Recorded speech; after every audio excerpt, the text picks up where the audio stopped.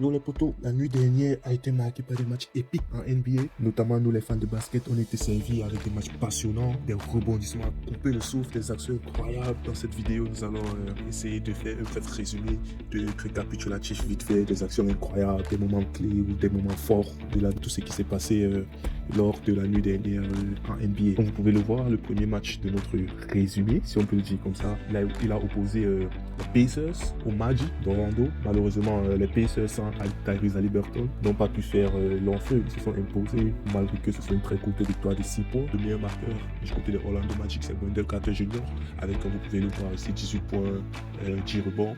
Et de l'autre côté, du côté des Pacers, c'est Miles Turner qui a tenu la baraque, 23 points, 13 rebonds. Ensuite, l'un des matchs épiques de la soirée opposait les Brooklyn Nets aux Sixers, notamment un match marqué avec le retour de Ben Simmons au Wells Fargo Center. Je crois que c'est ça le stade des Sixers, si je ne me trompe pas. Ouais, il a eu un accueil un peu olé, si on peut le dire comme ça. Les matchs qu'il sifflait, les spectateurs, pardon, qui sifflaient à chaque toucher de balle, à chaque fois qu'il remontait la balle, à chaque action. Bon, il a fait de son mieux, mais bon, on comprend tout à fait les fans, la manière dont ils se sont quittés. C'est pas tant le fait qu'il se soit séparé avec les Sixers, mais c'est le fait qu'il a arrêté de jouer un bon moment. Il a fait disons-le, du n'importe quoi en fait.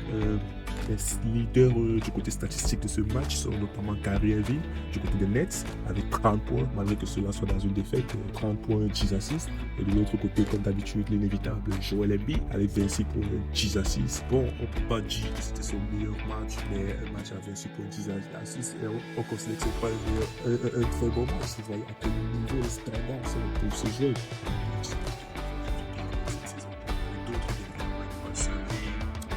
Les Sixers se sont imposés 4 points, c'est suprêmement rare. En fait, en face, ils n'ont pas eu Kevin Durant. Et de l'autre côté, du côté des Sixers, ils sont complets. C'est étrange qu'ils ne s'imposent que de 4 points. Limite, on dirait le match était serré. Bon, le match suivant, ils nous ont opposé les Wizards aux Rockets. Bon, on va le faire vite. Victoire des Wizards 108-103, comme vous pouvez le voir, avec notamment Kyle Kuzma, meilleur marqueur avec 33 points, 9 rebonds. Et les débuts de Kendrick Nunn avec sa nouvelle équipe Washington Wizards. Et de l'autre côté, du côté des Rockets, on a notre cher center pivot, Alperen Sengun, qui a sorti un match de triple 21-11-10. Ouais, match plutôt carré, plutôt spectaculaire. En même temps, lui, c'est limite de Jokic, malgré que son équipe, il joue rien, en gros. Il joue pour le développement du joueur, on peut dire. Donc, c'est pas ça, c'est un peu ça. L'un des autres matchs, l'affiche sur le papier aurait été très excitant, très alléchant, à savoir le Nuggets contre le Milwaukee Bucks.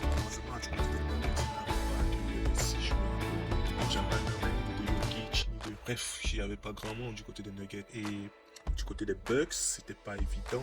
Il a dû falloir un grand Giannis Antetokounmpo pour qu'il puisse, avec 33 points 14 rebonds, tandis que de l'autre côté, Aaron Gordon menait la bataille avec 26 points 14 rebonds, notamment une action mémorable, c'est son double bloc contre Brook Lopez, je crois.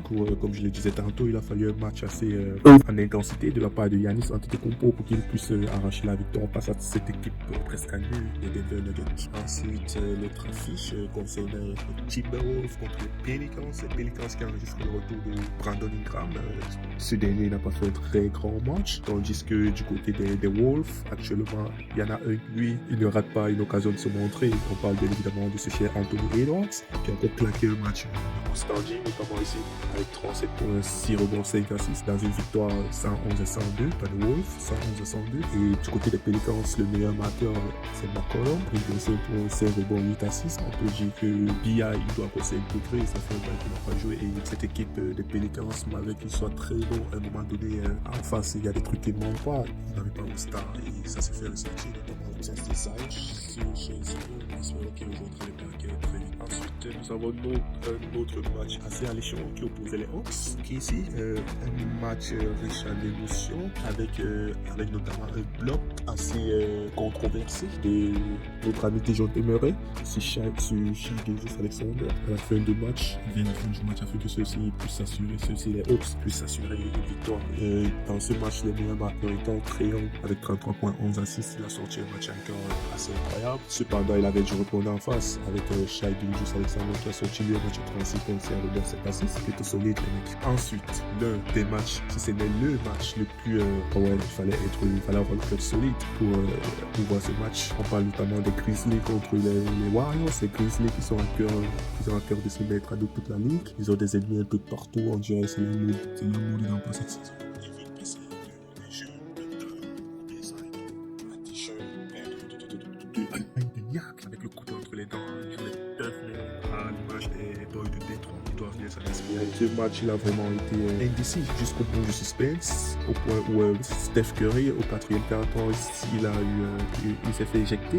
Il a eu technical, je crois, parce qu'il a lancé son protège-dents. C'est une action de Jordan Poole. Apparemment, lui, il voulait la jouer différemment. Mais Jordan Poole se sent pas très à l'aise dans cette partie, dans ce 4e quart-temps. Il a préféré faire une action qui n'a pas plu à notre cher ami Steph. Et du coup, lors d'une perte de sang-froid, disons-le comme ça, il a balancé son danger, ce qui équivaut à une technique et une injection directe. Malgré cela, les Warriors se sont imposés au buzzer limite, 122 à 120, avec un game winner, si on peut le dire comme ça, de ce cher Jordan Poole. Les meilleurs marqueurs de ce match sont Ja Morant avec 29 points, 12 assists, et du côté des Warriors, bien évidemment, notre cher Steph Curry, Stephen Curry, avec 34 points. Ensuite, l'un des matchs, si ce n'est le match le plus marquant de cette soirée, si on peut le dire comme ça, c'est le match qui opposait bien sûr les Utah Jazz aux Portland Trail Blazers. Un match dans lequel on a vu qu'un seul homme, il était dans la zone, c'est-à-dire qu'il mettait le panier de n'importe quel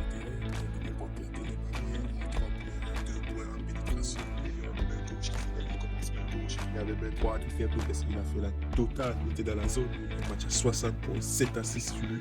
7 rebonds, 8 assists pour arracher la victoire 134 à 100. Du côté du Jazz, le meilleur marqueur c'est Lauri Markkanen qui fait une saison assez solide avec 24 points. Et l'un des derniers matchs de cette soirée que nous allons débriefer vite fait, c'est le match opposant les Raptors aux Kings. En gros, il n'y a pas eu de match. Pascal Siakam, ils ont géré du début jusqu'à la fin, ils n'ont pas réellement été embêtés. Une balade assez tranquille de la part des Raptors, ils s'imposent le score de 113 à 95 avec comme meilleur marqueur Pascal Siakam, 26 points, 11 rebonds, 7 assists. Il flirte avec les triple. Et du côté des Sacramento Kings, le meilleur marqueur c'était Kevin Huerter avec 21.4 assists, 4 rebonds. Et enfin, le dernier match de ce débrief, c'est celui qui a opposé les Lakers aux Spurs. On voit ici les Lakers qui jouent en back-to-back. Ils ont emporté la défaite contre les Clippers avant-hier. Ils ont emporté 113, 104. Ils font